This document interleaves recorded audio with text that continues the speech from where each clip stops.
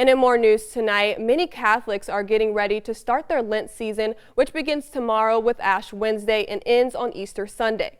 23 ABC's Vanya Patino joined a local resident today as she prepared and spoke with a priest about where these traditions come from.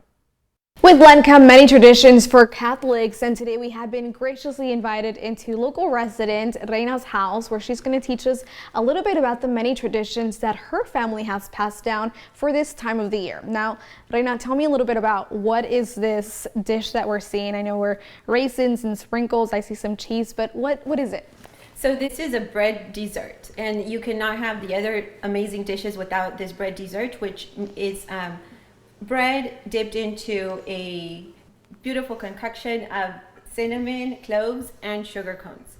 And then you sprinkle it with a little bit of raisins, peanuts, and cheese. But before we got to cooking, we had to get the ingredients. Green onions, bananas, raisins, and much more for the full course meal in honor of Lent. And this is the way that I honor them, by cooking the meals that they left for us to cook. It's the most beautiful thing that you could get from your family, right? The traditions, the culture, and the food. In her family, these dishes are only made once a year during Lent as a signal of their ties to Catholicism. So we don't eat meat. We stop eating meat for 40 days.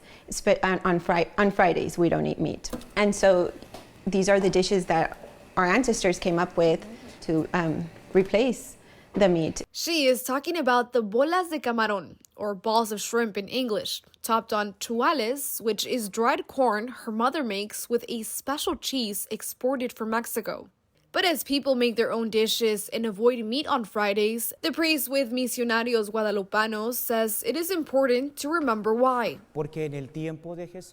Because when Jesus was alive, eating meat was meant for celebrations. It was something happy. But giving up meat means sacrifice and penance.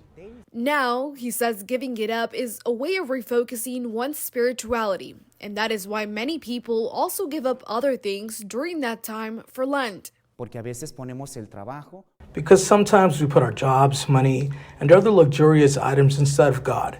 And this time gives us an opportunity to reflect on those items and give them up to focus on God and do good for others. He adds Ash Wednesday is one of the busiest days for Catholic churches, but it's sad to see that rarely ever do most of those people return for regular service.